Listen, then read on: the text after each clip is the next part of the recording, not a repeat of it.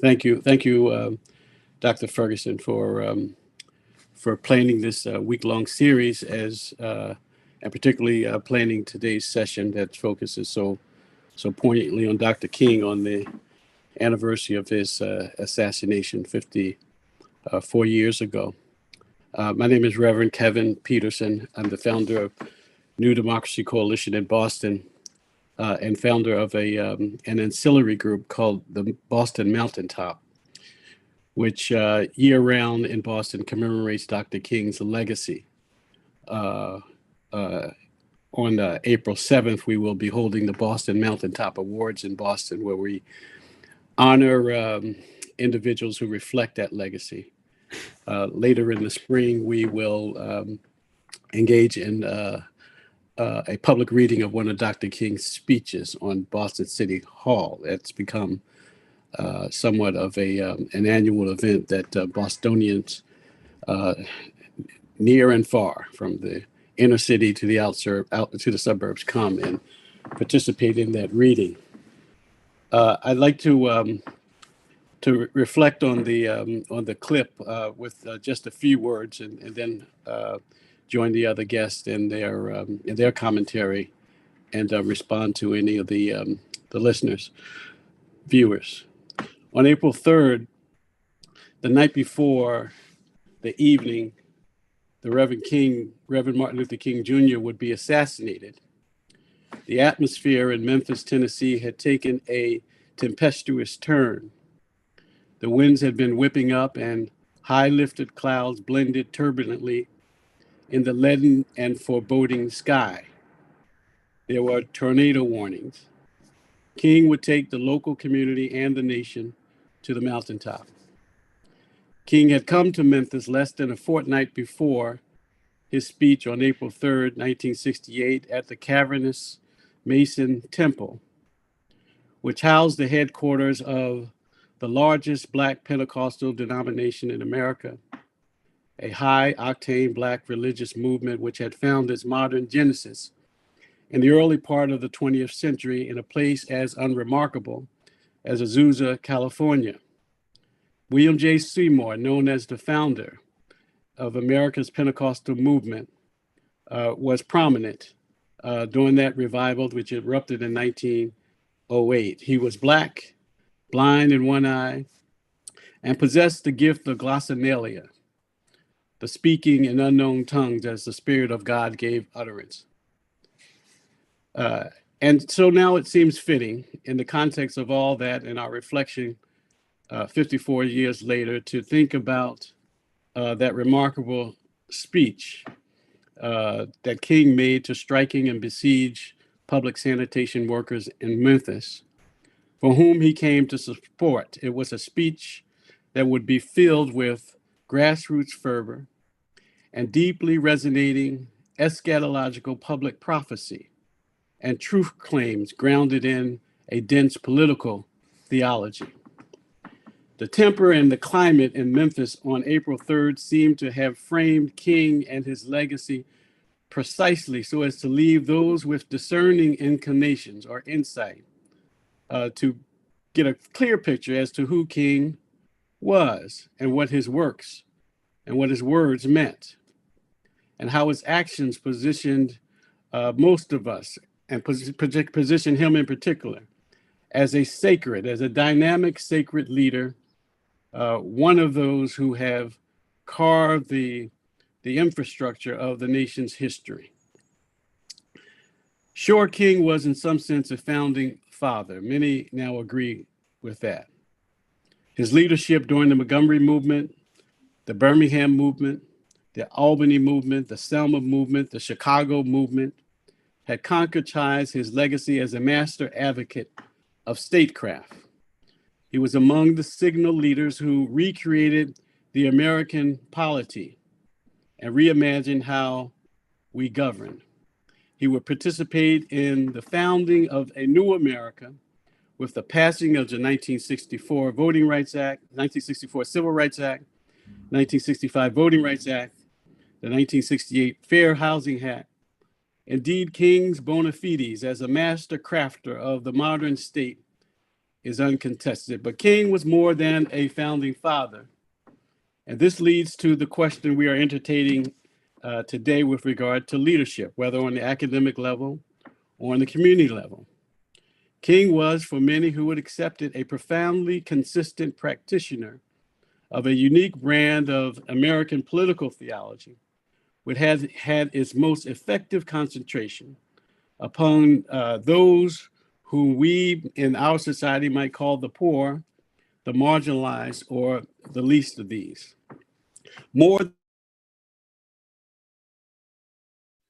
You're muted, Kevin.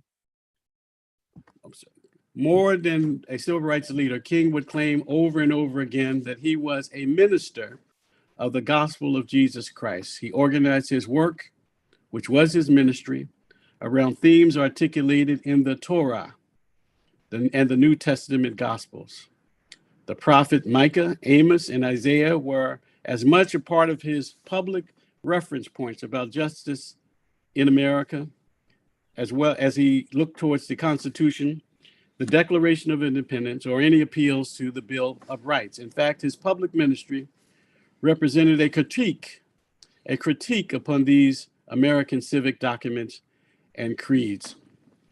The question today that is being gently pushed at this gathering this afternoon are important because they allow a proper assessment of who King was from our vantage point, either in the academic suites or on the unforgiven streets. It was on the unforgiving streets where King tarried and found his source of engaged leadership. Again, he was a political theologian speaking to the most profound questions of human agency, existentialism, and ethics. He was a moral realist who engaged in the real world in a very tactile way. He was less a political leader than he was a leader of sacred thought and, again, moral practice. He was a leader who found himself committed to ordinary people who were under the duress of everyday life. He was a leader of whom Howard Thurman would say, those people whose backs were against the wall. I conclude with these remarks. I'd like to clearly assert my allegiance to this king who was a public theologian, who committed to the practice of engaging in the public sphere or the public square around justice and promoting human flourishing. In a very practical way, this amounts to my organizing in Boston around the changing of the name of Faneuil Hall, a public building dedicated to a white supremacist. This is a work of reparations that we are committed to in Boston.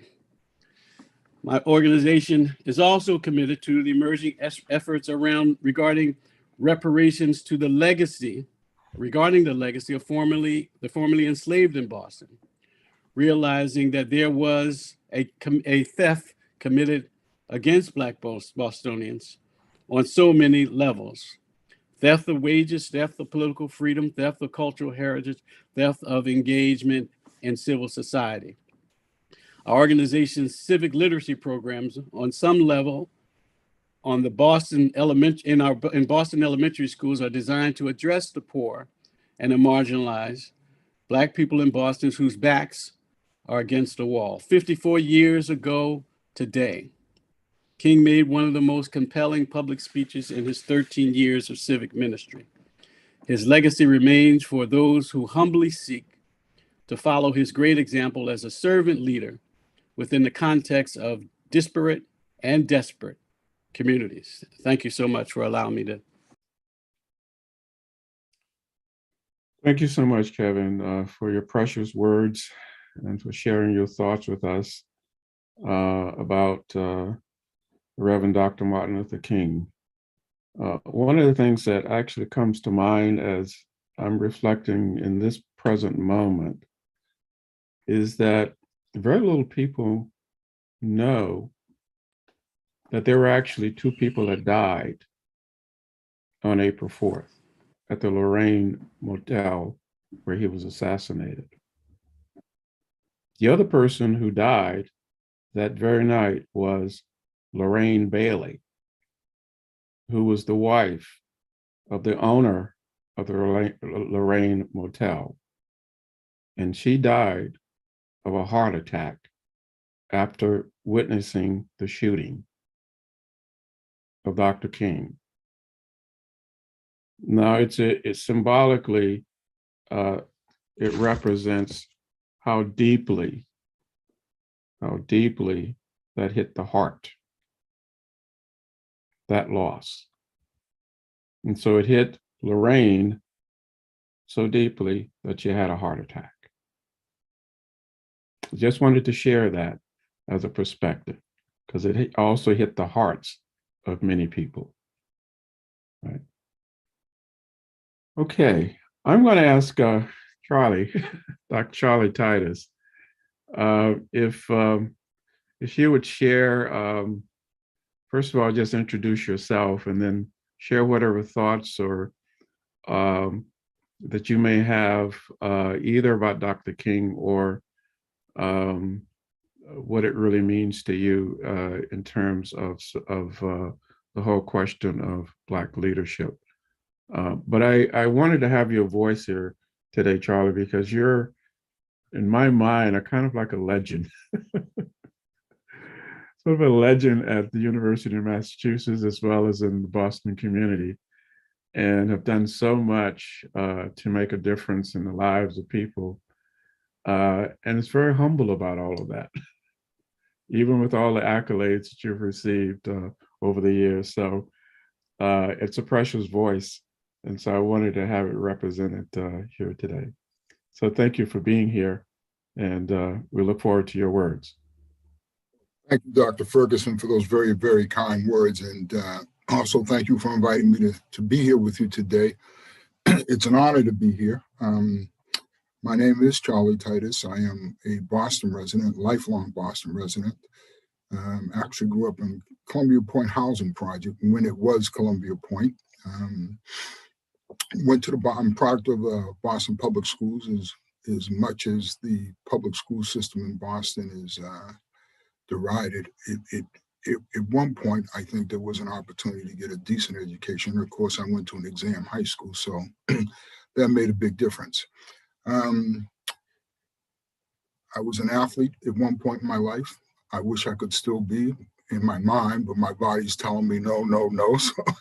So I resigned myself to playing golf instead of basketball. You know, I appreciate, Kevin, your words and your descriptions of Dr. King. I'm a member of 12th Baptist Church, the historic 12th Baptist Church in Roxbury, where Dr. King served as a youth minister while he was getting his doctorate degree at Boston University. He actually met his wife, Coretta Scott King, at the church. And one of his good friends, and I guess you could say mentors over the years, was Dr. Michael Haynes, who I had the good fortune of meeting at a very young age and served as a mentor to me.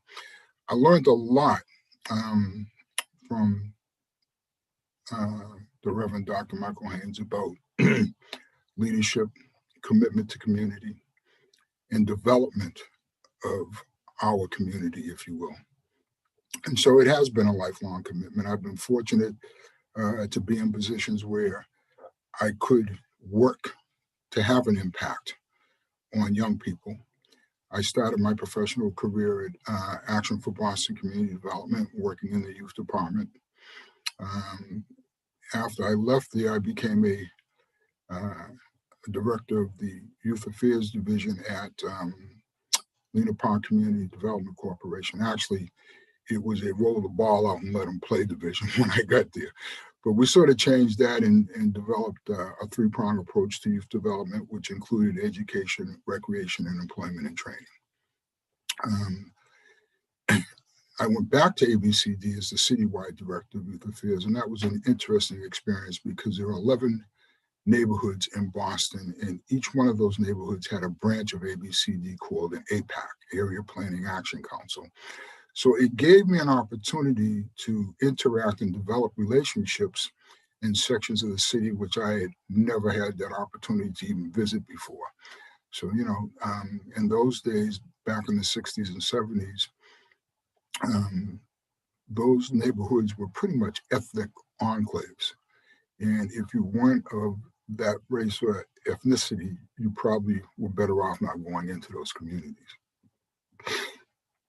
I learned a lot in those days about building relationships with people who are different, how you negotiate those differences. And I've tried to carry that with me throughout my career.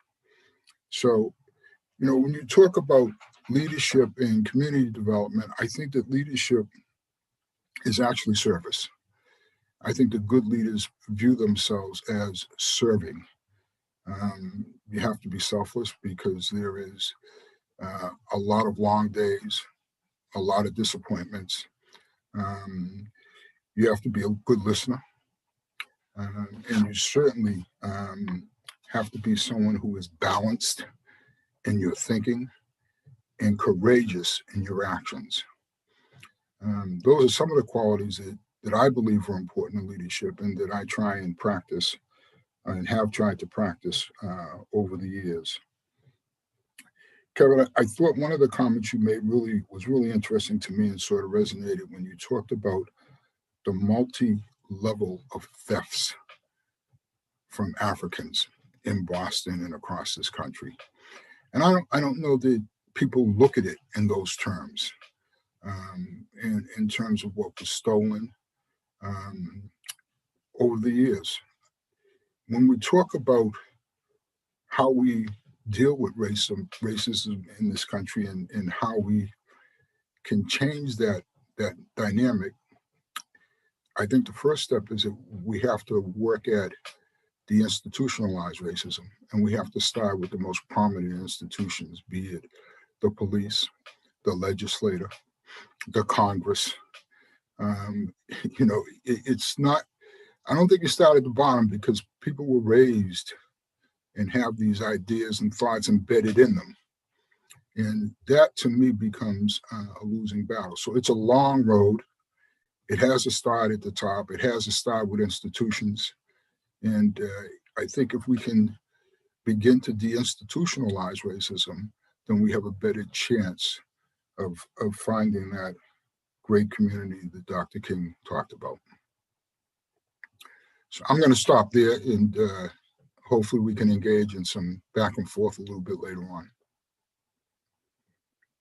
Great, wonderful. Thank you, Charlie, so much for sharing your thoughts with us. And I want to now turn to Dr. Jemedar Kamara to get your thoughts, and you can introduce yourself and what you want people to know, and then take off from there. Thank you very much, Cuff. I appreciate very much the invitation to join you and my colleagues, Charlie Titus and Kevin Peterson. I have a great deal of respect for all of the brothers on this panel and the work and sacrifice that you have made in the context of our movement and struggle here in Boston. I appreciate also the tone that was set for our discussion, both by Jim and you, Cuff, in setting a tone for this conversation. We are really the first segment, I think, of an ongoing conversation over the course of this week, engaging with these really critical issues. And it is out of the practice of our work, that which Kevin has been engaged in now for a number of years in our community here, and I have a great deal of respect for the work and the courageous leadership that he has demonstrated here in the spirit of Dr. King. And certainly the wisdom and guidance that Godfather Titus has shared with us and demonstrated over decades, literally, for us in the community. I'd like to just make a couple of comments and perhaps in a way just broaden our conversation a bit. And I look forward to engaging in some dialogue around these issues. And I'd like to turn to the presentation made by King, not the day before he was assassinated, but a year before he was assassinated, to the day, in which he made one of his most notable presentations at Riverside Church. And when he came forward and denounced the war in Vietnam. And in that presentation, he talks about three linked contradictions that faced American society and culture. Those of racism, militarism, and materialism. And that unbridled greed at the base of the materialistic foundation of America, he said, was one of those contradictions that ate away at the moral fabric of our society. The institutionalism of racial injustice and racism, he noted, was this primary contradiction. It was the vehicle used by the state now to feed troops into fight a foreign war that had been the foundation for the building of the economic base of this society. And the injustice ate away at the core and the very fabric of American society and our inability to deal with the contradiction of race. He said militarism and the expansion of the military-industrial complex was one that had set the United States at war or via a proxy at war via someone else for every 18 months since World War II. And the materialism, which was fed the fabric of a culture of violence through which he saw the rage of the injustice being manifest through this continued violence internally and then manifest through our own imperialism externally. And as King was forced to confront these contradictions, it was at the height of our movement when a primary supporter of the civil rights movement had been the federal government. Because the tension between the states, particularly those who were advocating states' rights in the South, had continually come into confrontation with federal law. In many ways, the civil rights movement was about the implementation of federal law in the face of states that sought to renege on the promise of the guarantee of human rights for all in this society. And it was that federal authority via, at that point, the face of the government, LBJ, who had stood up.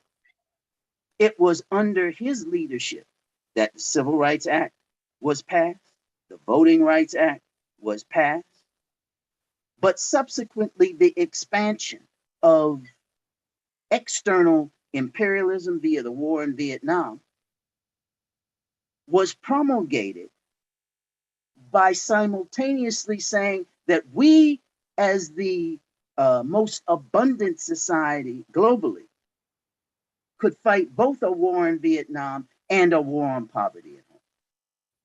And so King was forced to face a choice. Am I going to stand up in the face of this government that's supporting our movement and speak to the contradiction of militarism and the manifestations of that materialism that exists? Because of its injustice, even though this government has advocated in terms of public policy things that were critical to our movement. And King made that choice. in a very powerful and exceedingly important um, speech 1 year to the day before he was assassinated. And when he speaks about going to the mountaintop, and I have seen the promised land, you can't help but be moved by the power of the Spirit which was speaking through him. But I also recall when he talks about what is this promised land? You know, it's very interesting that one of the things that we do in Boston is for the last 24 years, we have held a commemorative celebration on Dr. King's birthday. And it is a commemoration of not only his birth, but of the assassination of Amilcar Cabral. Cabral, who was the leader of the revolutionary movement in Guinea-Bissau and Cabo Verde. And we have the largest Cabo Verdean community really globally in the northeastern area of the United States and certainly in Boston and Massachusetts.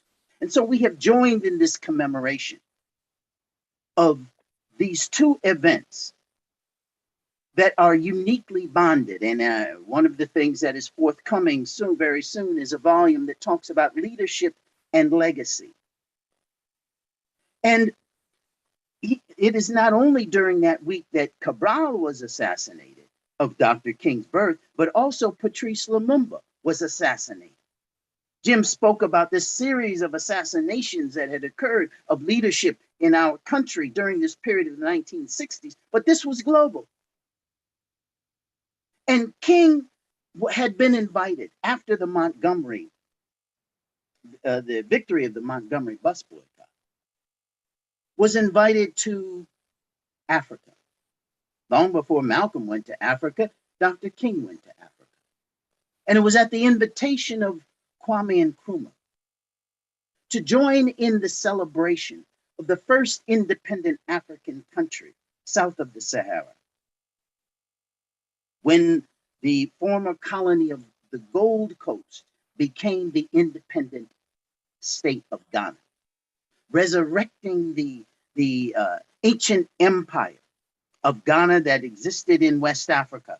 And it occurred, this independent ceremony occurred in Black Star Square. Black Star Square that resurrected the best of the images and the ideals of Marcus Garvey, who through Black Star Enterprises had risen the ideal of the Black Star and the resurrection of people of African descent.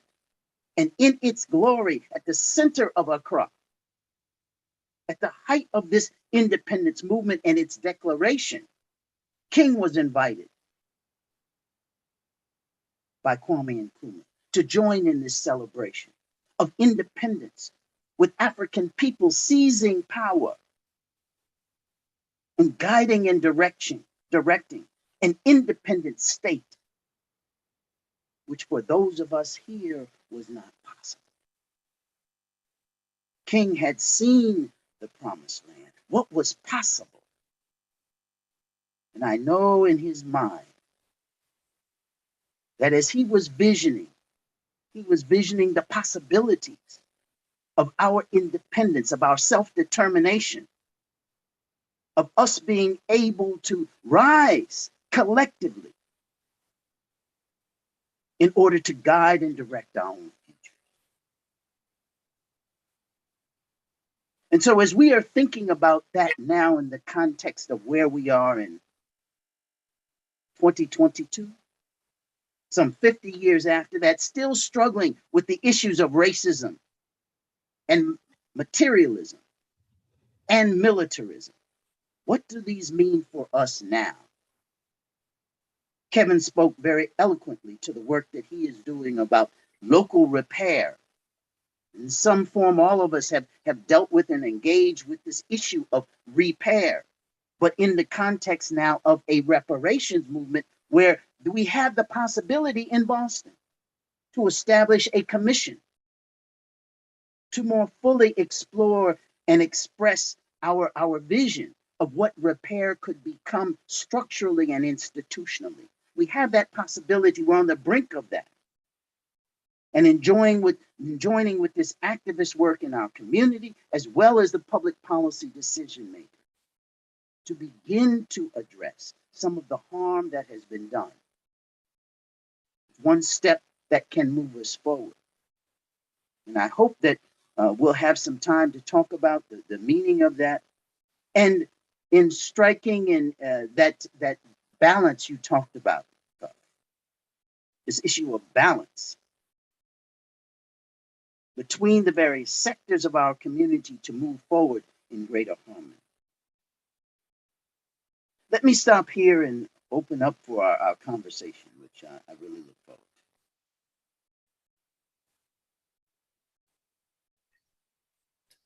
Oh, you all three of you have given some very powerful words just to think about. So it's kind of hard to know where to go with that. Thank you so much, Dimodar, for that perspective, because it provides an overview of the very delicate issues that's confronting us in this nation, as well as things that actually are brought into various arenas, including the educational arena, where so many of us work, and into the community, where we also do a lot of our work. I'm struck also by an underneath call, a thematic call that I actually want to ask each of you to maybe speak about a little bit. And it's this call for, we want to call it independence, but freedom. Freedom from the shackles of certain kinds of mindsets. Freedom from the shackles of certain kind of self-limiting beliefs. Freedom from the shackles of ways in which we behave toward one another. In your perspectives, what kind of ways do you think that we might go about trying to address some of these shackles, as I framed them? And what do you think might make a difference? I know that in our own ways, we're trying to do certain things, but speak to that for a moment. Anyone who would like to speak to that? Yeah, I would like to at least try to address it briefly. And I'd like to really build on the comments of Charlie and Kevin, because they both address this issue of leadership, if I understand correctly what you're speaking about, in very unique ways. Because Charlie talked about one of the key issues of leadership as being that of service. But the stem of the core of the word service is based on sacrifice. And it's a sacred act, that of service. But our perception all too often is that service is something that you're doing for someone else. But in fact, when it is rooted in that sacred act, it is you who are the beneficiary. You become that by that act of giving. The engagement that Kevin has had in his work and his willingness as a young man to be willing to make that act of sacrifice and service to our community and to stand up when others wouldn't has been a sacred act and a commitment of leadership, but couched in that expression of a benefit for the collective, not just the individual. And one of the things that I have learned about leadership is that there are many in our community who are gatekeepers, whose position, whether it be class or their function in society, is structurally that of a gatekeeper. It may not be called, more normally it's not called that, but that's what it is. But many times, you know, that function of the gatekeeper, while there are individual benefits, the real question is, are you going to open the gate or are you going to close it? You know, once you get there, whatever that there is that you've been trying to achieve, are you going to open the gate and let other people through and become the defender as people pass through? Or you going to close the gate now that you're inside, wherever it is, master's house or wherever you want to be, and try to only have those material benefits for oneself? You're raising an important question, because I think Charlie could probably speak to this too, as well as Kevin. We've encountered in our lived experiences where we have folks who are in certain positions and sometimes have chosen in their gatekeeping role to keep the door closed. And we know that's happened at UMass Boston. And we know that has happened in other sectors of our experience. So, Charlie, you want to speak to that for a second? Sure, I'm happy to. I think that the gatekeeper that Jim Adari talked about, the one that goes in and keeps the door closed, is still wearing those shackles that you referred to, Cuff. I think releasing or sort of freeing ourselves from those shackles requires that, one, we recognize the behavior. Two, we educate ourselves as to the origins of that behavior and why we behave that way. You know, and it goes back generations. There's no question about it. And there was an intentionality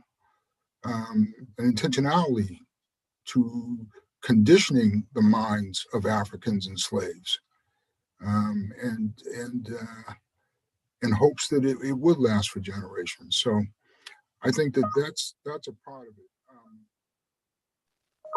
It seems to me that it's a humanistic kind of thing. People get into positions and it's almost like I've arrived and I have to protect where I am, without concern for who's coming behind, without a whole lot of thought given to how you got there in the first place. We all stand on someone's shoulders. Someone had to open that door for us to go through it, right?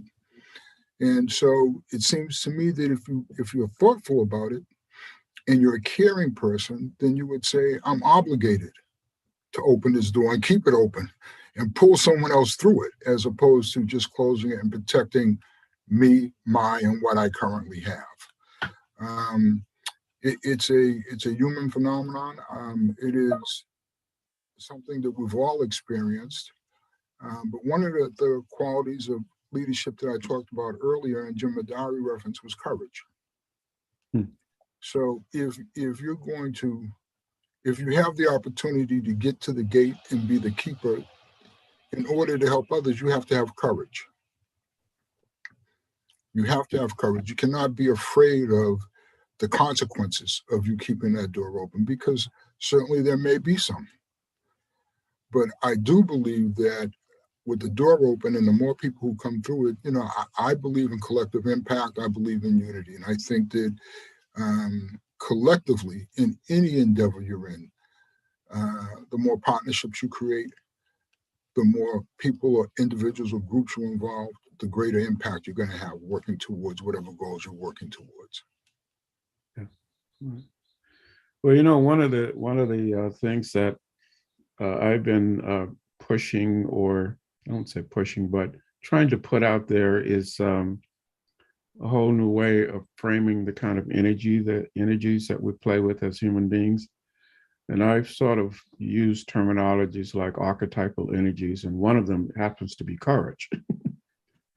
And I've contextualized it by suggesting that that's one of the archetypal energies that's necessary for transformation.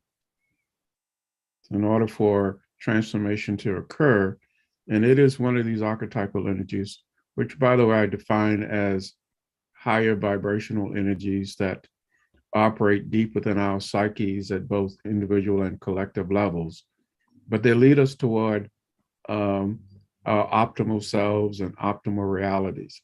So they have this kind of quality to them to generate our optimal outcomes. And courage is one of those. When you're speaking about trying to bring about transformation in that context. It's interesting that one of the quotes, and I want to have Kevin to speak to this a little bit. One of the quotes actually of Martin Luther King about leadership was this. He said, a genuine leader is not a searcher for consensus, but a molder of consensus. It's a pretty profound statement. Yes. You want to speak to that, Kevin? Yes, it is a profound statement. He makes an analogous statement where he articulates that leaders are not thermometers, but they're thermostats. So they don't take the temperature, they set the temperature and moderate the temperature to a certain extent. I think that pretty much sort of encapsulates King's public and sacred leadership. His focus on the importance of taking direction from, as I alluded to earlier, sacred texts and incorporating them within the context of a public theology, public works, so to speak. The leadership framework that both Dr. Titus and Dr. Kamara and you, Dr. Ferguson, have alluded to is important to think about on this day, the 4th of April, anniversary of an assassination, because so much of our leadership is driven by consensus polling, driven by knee-jerk reactions to certain issues, and are driven by self-aggrandizement and self-interest. And one thing that we realized, what we gleaned from King's public ministry, is that he was, as someone alluded to earlier, engaged in sacrificial action. He tried to mirror. He did mirror, to a certain extent, the life of Christ, of being one who would sacrifice on the behalf of or others in order to promote human flourishing. That's at the core of his message. And we cannot. We must remain careful around how we frame that our analysis of that speech on April 3rd. I was very careful as to situate it within a church, within a congregation, within a faith community, because that's where King operated most seriously. And to pull that speech and those images away from the thick context of the Black church is a mistake and could be problematic. When King said that he may not get there with us, but he's seen the promised land, he is pulling from sacred text, the Torah. He is pulling from the trope narrative of the children of Israel arriving finally at some sort of political, existential, and physical Canaan land, a land of milk and honey, a place where political freedom, moral freedom, existential freedom is achieved. It's so important, again, without repeating myself, to think about King's speech and those in that sacred context. I think I may have lost your question directly. Did I get to it? You did. Oh, yeah. Okay. All right. Thank you. So I'll there's come back to some more. Okay. I know that there's so much rich material here that it's It is. a lot of different directions here. Okay. I actually wanted to give you another quote to bounce against, just to see how you respond to it. It's one of Dr. King's, but it's related to the whole question of leadership, and it's also related to the question of the gatekeeper concept that that Jemedari was referencing, and it also relates to Charlie's notion of courage and what's required of leaders. So Dr. King said this, said cowardice asks the question, is it safe? Expediency asks the question, is it politic? Vanity asks the question, is it popular? But conscience asks the question, is it right? And there comes a time when one must take a position that is neither safe, nor politic, nor popular, but one must take it because it is right. Any thoughts? Well, Yeah, this is the point of what I alluded to earlier of King's very concisely and articulatedly placed moral realism. His expression that his work on earth and our work on earth should be about addressing the issue of ethics to the degree that we address the issue of evil in public spaces.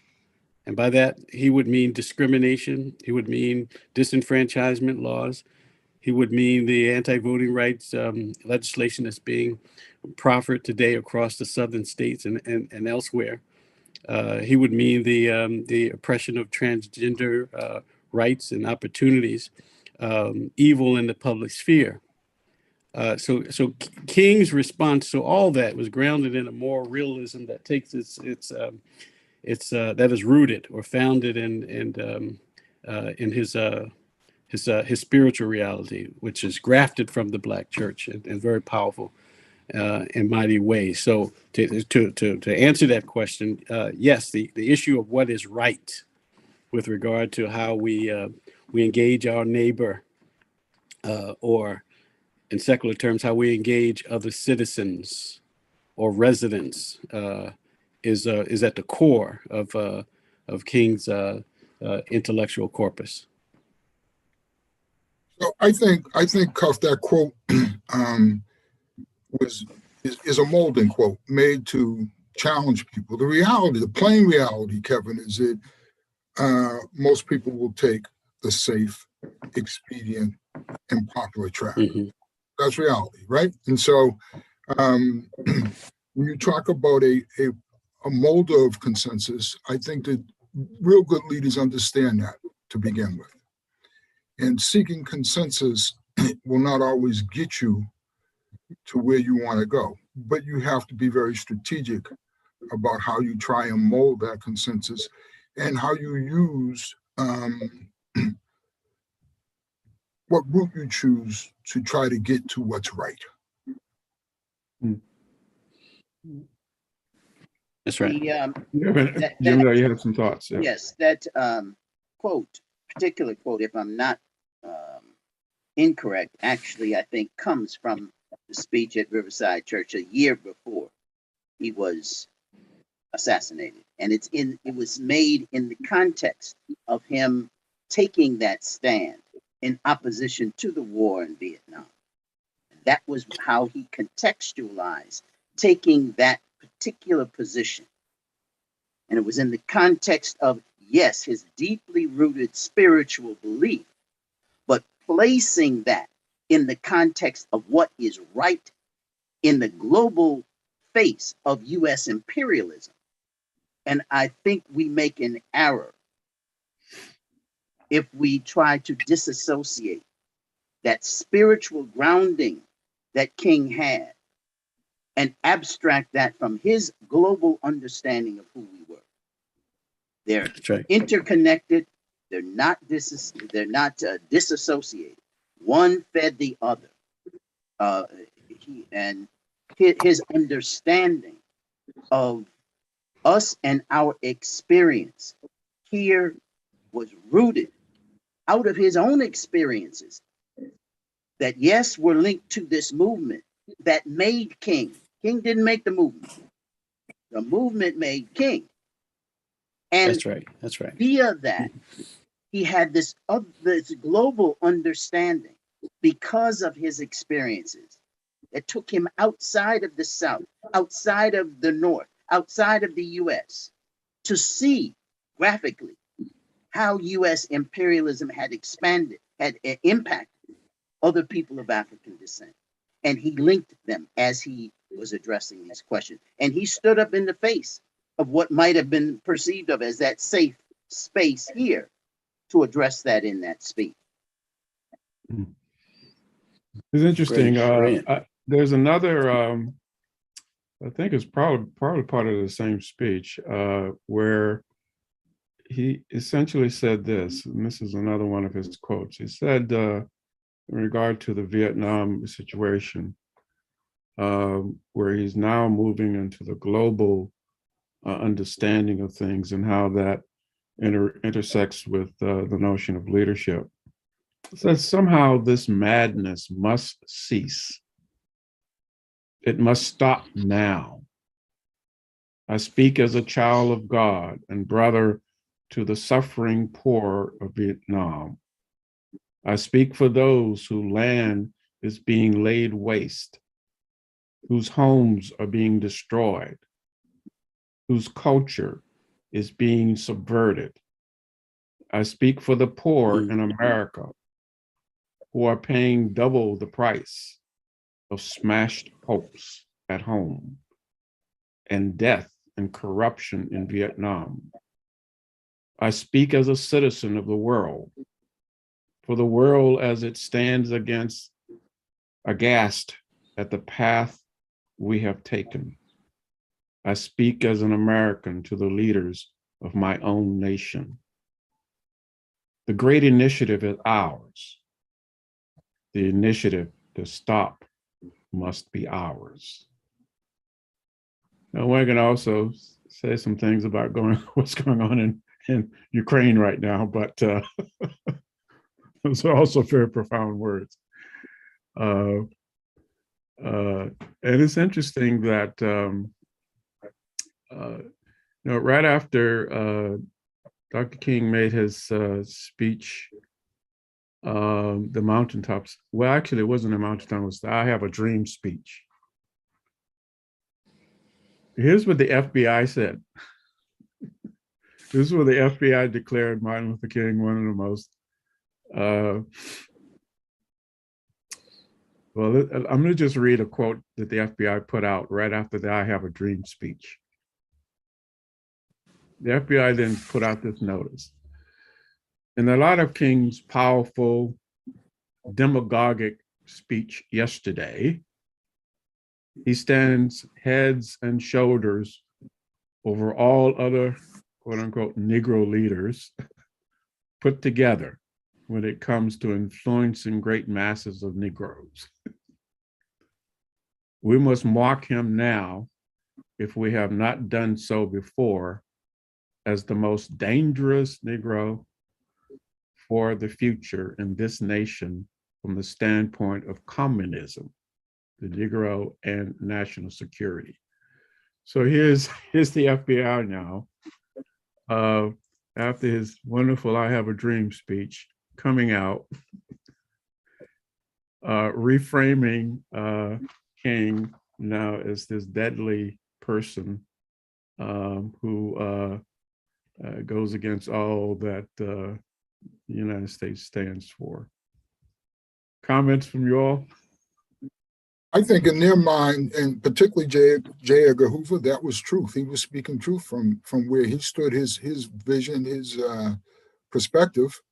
And I think that for me, he clearly was a very dangerous man as it relates to the way Americans were treating anybody else except white Americans. So he was a threat to what they believed in and what they wanted. Any other thoughts around all of that? I echo Dr. Titus sentiment. He was, I think, well, even prior to I Have a Dream in 1963, emerging out of Montgomery in 1955, in terms of his moral and political and economic witness in that community, positioned him as being one of the most dangerous men in America. And we mean that in the John Lewis Good Trouble way. He was a practitioner of nonviolence, of course. But coming out of the I Have a Dream speech in August 1963, we noticed the trajectory of his political philosophy trending towards a more radicalism, a radical king that leads him to Riverside Church in Harlem in 1967, where he articulates his opposition against the Vietnam War. It is a more expansive global vision of his concept of his appraisal of evil working in the world and within societies. And so he names those evils, those three evils that has already been articulated. And to put a point on it, he remains, Dr. Ferguson, Dr. Titus, Dr. Jemadari, one of the most dangerous men in America now. His legacy, his philosophical aura. If we attune to it and if we practice it, we become dangerous people also, in the John Lewis Good Trouble type of way. If we practice his philosophy, which was rooted in nonviolence, we're in the context of society, we're dangerous to the majority, because this society in many ways is rooted and remains gripped to the idea of violence as a way to solve issues or conflicts. If we embrace this issue of economics, both on the local micro level and in the macro level, we remain dangerous, because King was trending towards an anti-capitalistic vision of society. So we would be dangerous if we were fervent followers of King today. And of course, with regard to war and what's happening in Ukraine and other parts of the globe in 2022, we would be dangerous, because we would be favoring a radical pacifism that King eschewed throughout his entire life. So that's a wonderful quote that incorporates the radical King. I think, I think well, I concur certainly with what you just said, Kevin, and Charlie. The presentation, the co-optation of the speech by the state and majority culture is something that is, and King himself, his ideals, the kind of ideals that we are talking about here today, have actually been co-opted by the state and manipulated. The speech he gave at the March on Washington, first of all, was a march for jobs and freedom. If you talk about, people talk about March on Washington like it's some kind of celebration or something. That was for jobs and for freedom, and to pressure the government into acting on a public policy that ultimately becomes implemented in 1964 as the Civil Rights Act. But that was the second Civil Rights Act. The first Civil Rights Act was passed in 1866. 1866. It took us 100 years to get back to where we were 100 years before. It is totally taken out of context. The I have a dream, that speech was not about a dream. The speech was about a check. We have come to Washington to cash a check. And the check has been returned to us marked insufficient funds. But we refuse to believe that the great vaults of justice in this society are bankrupt.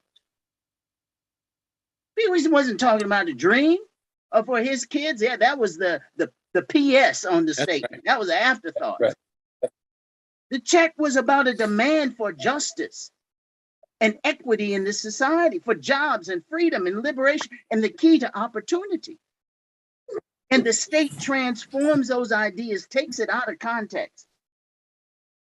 And the very spiritual base you're talking about, Kevin, the rootedness and the sacrifice, Charlie, you're talking about, the sacred act, totally been dismissed and manipulated now by the state. We're going to celebrate his birthday. I have a dream. What? And not talk about what the man really stood for, acted upon. It's very dangerous. Very, very dangerous how the state uses that.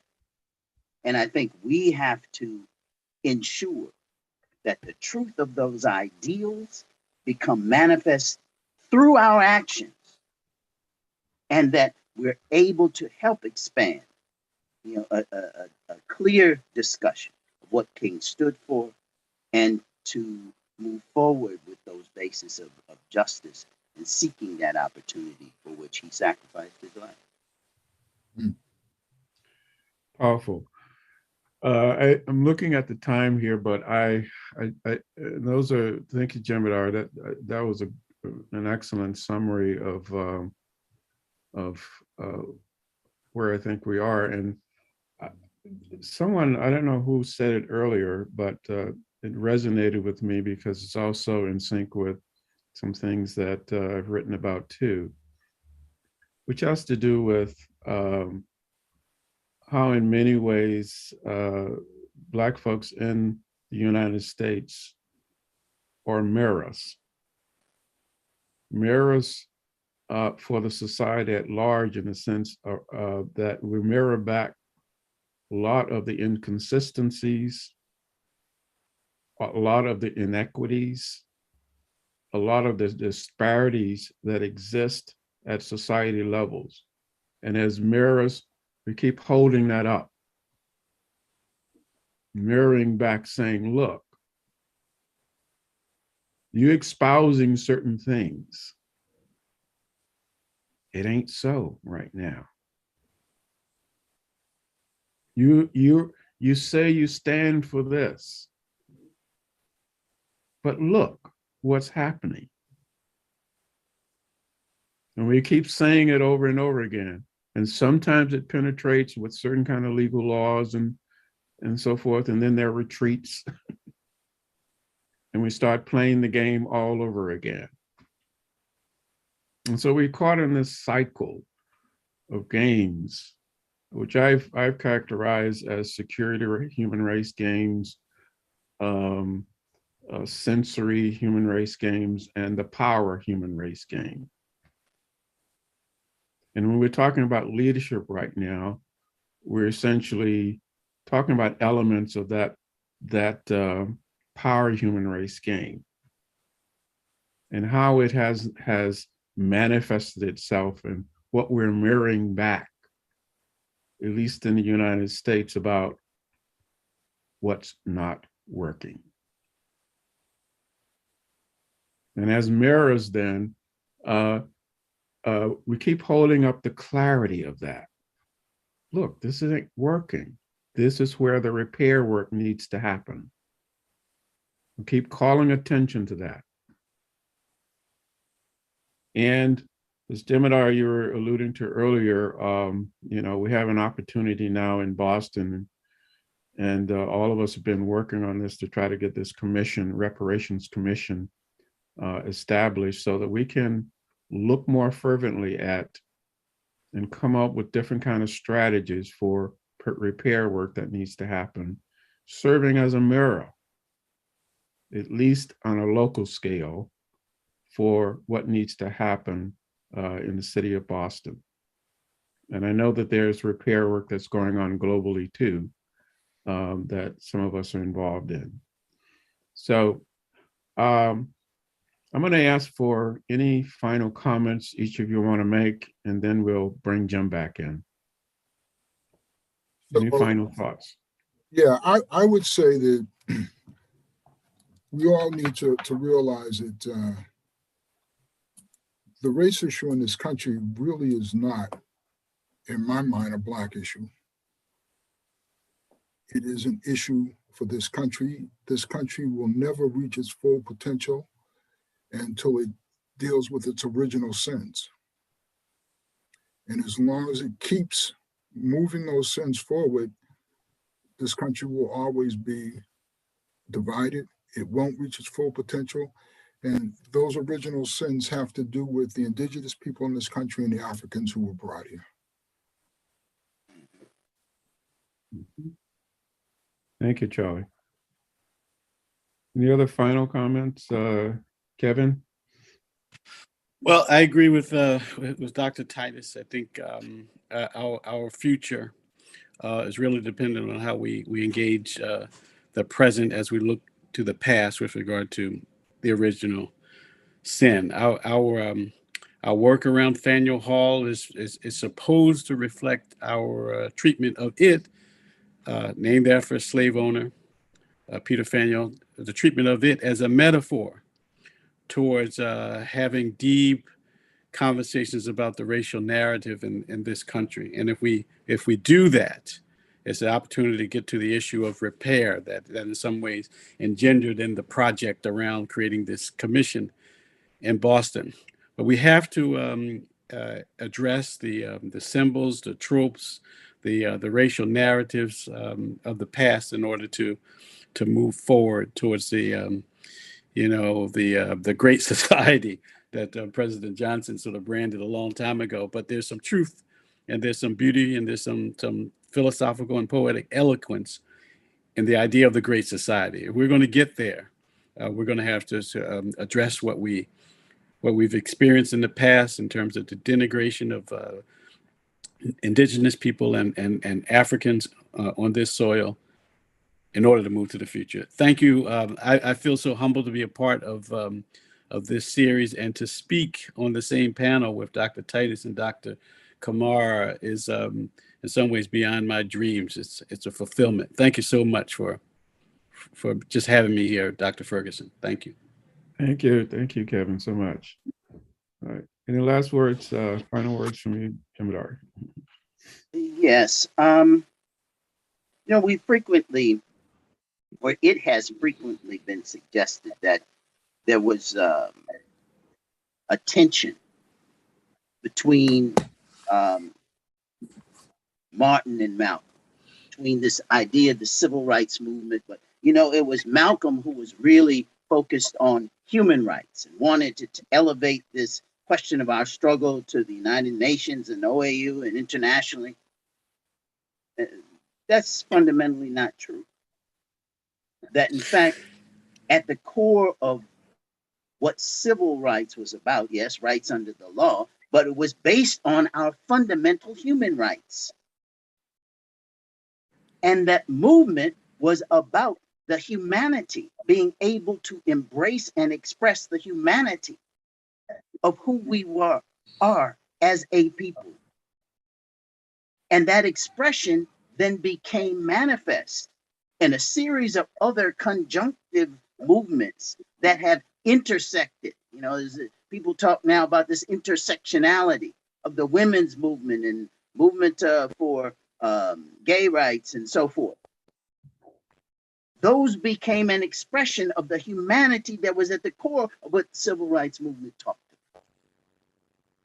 And over the last several years, I think many of you who are in the Boston area, know that we have engaged in something called the Sankofa conversation.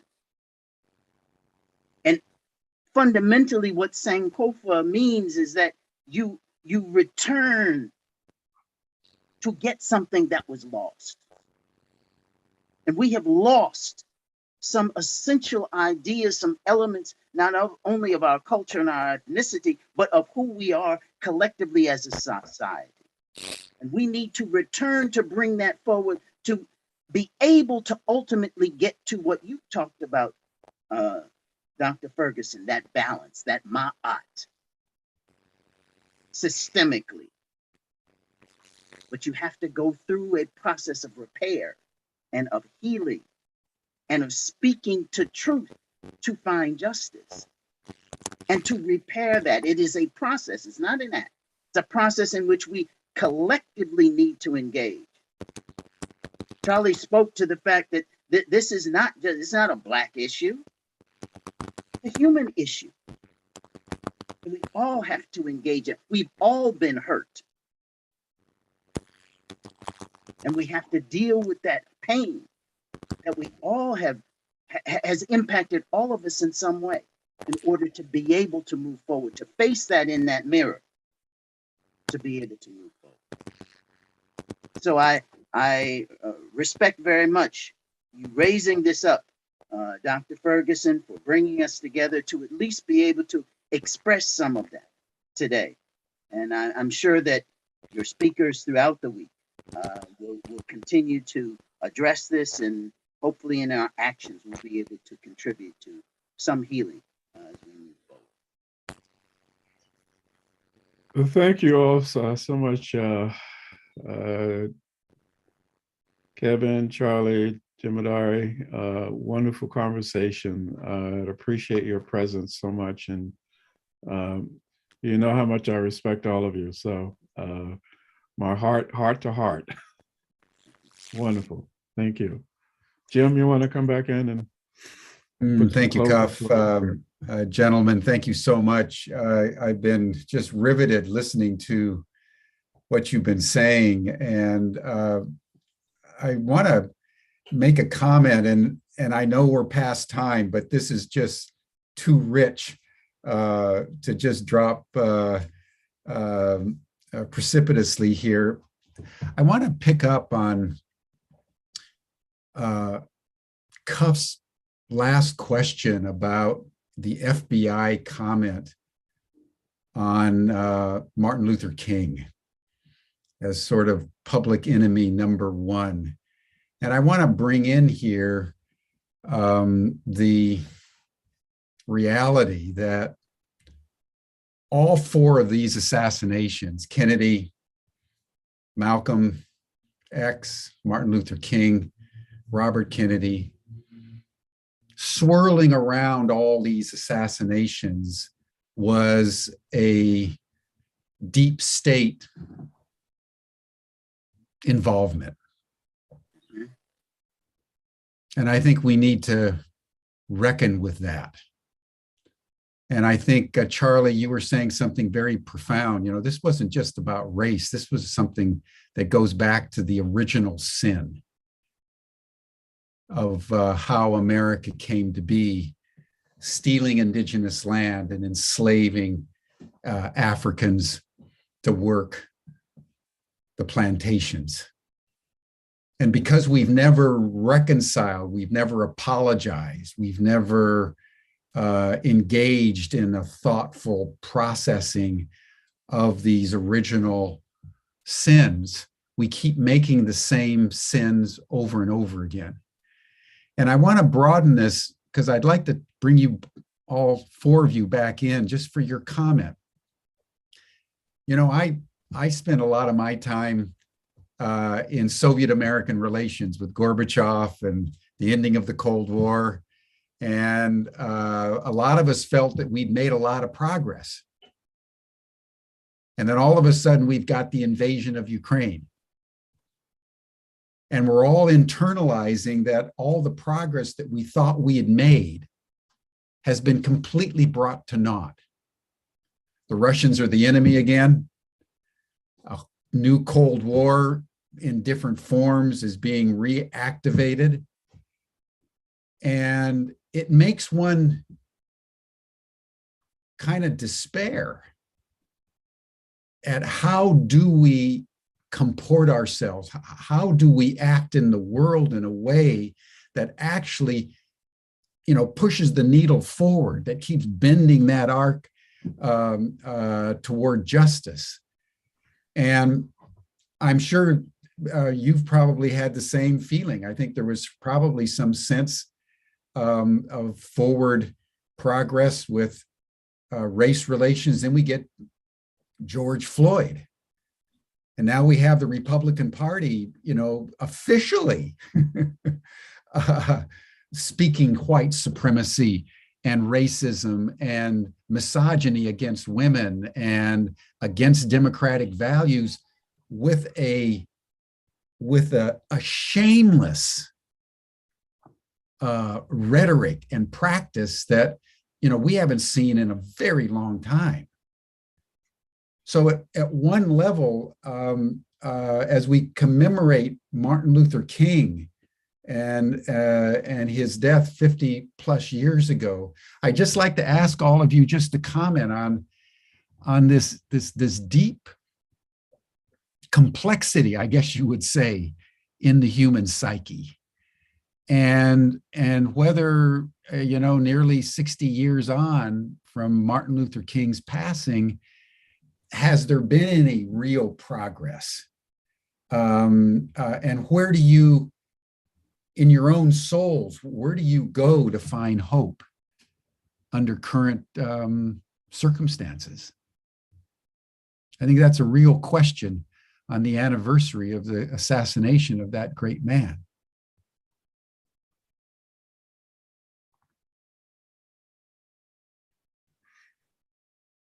Oh, Charlie, you're muted. Yeah, I said that is a real question, and I don't know that, at least for me, there's an answer that can be given in the amount of time that we have that would do justice to the question. When you talk about the deep state, let's go back to the original sense for a minute. The country was stolen from the indigenous people, and then America was really built on the backs of Africans. It was built by Africans. We know through documentation some of the things that were stolen, the inventions that were made over the years. We don't know what other things were attributed to white inventors or white developers that really could have come from Black folk, because Africans were property. And so everything about them was owned by white folk. And if you came up with an idea, you didn't own it. It's just like intellectual property in a university today, right? It was owned by your owner. This whole notion of the deep state, it's hard for me to sort of spend a lot of time thinking about it because it's very depressing to me. And I do think, listen, let me just sort of say this. When I look at what's going on in Ukraine, I think back to Trump and what he brought out of the closet in this country. I don't think, my lived experiences tell me that we haven't made a whole lot of progress in race relations in this country. There have been some changes, but not what I consider progress, right? Those changes have been identified as progress. And I think when Trump got in and his thoughts and his experiences and what he believed, and the fact that he was willing to put it out there, just opened the door and everything came out of the closet. Which speaks to the fact that there really wasn't that much change. And I think when you see the boldness in which the Republicans are acting today with their real beliefs. It goes back to support the fact that I don't think there was a whole lot of change. The other thing I think about is Ukraine and how Trump refused to give them weapons. I believe that there was a conversation. This is my deep state theory. I believe there was a conversation with Trump and the Russians about this invasion of Ukraine. I think that was something that was planned a long time ago.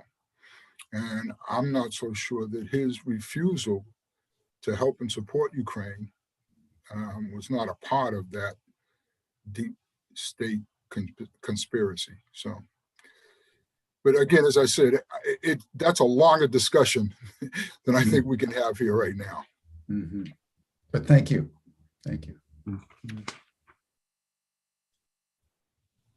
Yeah, anybody else want to comment? I have a couple of thoughts, but I guess briefly, yes, the deep state exists and it persists even in 2022, even up against King's dream and legacy. It is no different from, King in the Mountaintop speech again sort of refers to the travail and the triumph of the children of Israel. He was speaking against release from the deep state of Egypt, which had conspired against the Israelites for 400 years. There was a release connected to deep state. So that exists and that persists. But I think if King were alive, and we always sort of make conjecture about this and speculate, what would he say? I think one thing he would do would be, in fact, as a public theologian, is turn to the sacred texts. And there's something very poignant in Zechariah chapter 9, verse 12, that speaks about being a prisoner of hope. A prisoner of hope. That is I think that's credo and so essential to King's worldview, as the Germans would say, Weltanschauung, right? I think I say that correctly. It's worldview. Being a prisoner of hope, meaning that even in the midst of we'll use the word the deep state and all the oppression that it connotes, that he was, and he encourages us to be hopeful, to look for the promised land that can be expressed in so many ways, economically, socially, politically, and in sacred terms. So I think he would encourage us to be hopeful. Jim, I hope that's helpful. Yeah, prisoners of hope. That's beautiful, Kevin. Thank you for bringing that in. It's not original, as in Yeah. But that's a good one. That's a good one. Jamadari. Yes. The civil rights movement is often called the Second Reconstruction. And I think we have to collectively question, and it has been discussed. Some folks have written about the rise of the Third Reconstruction as the era of the early 21st century. And I don't believe we're there yet. I think that issue of the Third Reconstruction is with a question mark. That where we are actually is in the second post-Reconstruction. And in order to understand the junction, this junction point, this intersection we're at, we can possibly move to a third Reconstruction, but we can also regress, just as we did after the first Reconstruction. And that's where we are. We're at that junction. And the role of the state at the end of the first Reconstruction in taking back the voting rights, in placing those who had risen from slavery into a system, a structural system of sharecropping, tying them to the land. That was what occurred in the first Reconstruction. We overturned the Civil Rights Act of 1866 that had been amended in 1875, and in 1883 we overturned it. Supreme Court did, threw it out. That's why it took us another 100 years to get back there. That's where we are now. The 20-some Black elected officials in Congress were turned out of Congress. And by 1901, there were zero Black elected officials in the halls of Congress. And there would remain zero for the next 25 years in this country. No representation. And we stood on Plessy versus Ferguson, having now sanctioned a legally segregated society. We're at that junction point. Which way will we go now? Will we allow that to happen again? Or will we stand up in the face of this at this point after the movement and the struggle and the subsequent movements that have evolved for women's rights and gay rights and the movement forward? Will we let this become regressed by the role of the state? Well, what did we do then in the 1960s? What came after the assassination of King was the challenge to the church. You recall the Black Manifesto, in which Foreman led a movement along with Robert Brown and others to challenge the institution of the church, because it is the moral fabric of this society that Charlie was speaking to, that Kevin has addressed biblically, that has not been confronted. We have not dealt with that moral challenge at its very core. It is the ethics of the church, of the Christian church, that rationalized how the pilgrims could come here and take the land and enslave people. It was Christian church that rationalized that. Those ethics. And the Black Manifesto challenged the institution of the church. And it was out of that then that the Catholic Church, Episcopal Church, all Presbyterians, all began to give some resources, some repayment, some attempt marginally, Unitarian Church, to create some small repair through IFCO, the Interreligious Foundation for Community Organizing in New York. They seeded that. And IFCO became a vehicle to support the continuing movement that was transformed by Black Power in the 70s and into the 80s, into the 21st century. But it was only a drop in the bucket of the kind of material resources that we will actually need to engage in this kind of repair that is required. And that repair is not just material, even though it constitutes some material resources, but it is the spiritual, it is the psychic, it is the mental, it's the educational, it's healthcare repair. To repair at all of those levels. It's complex, you're right, Jim, but exceedingly interrelated and interconnected. In order for us to really meet that challenge of the possibility of creating a third Reconstruction. Beautifully put. Thank you. Yeah.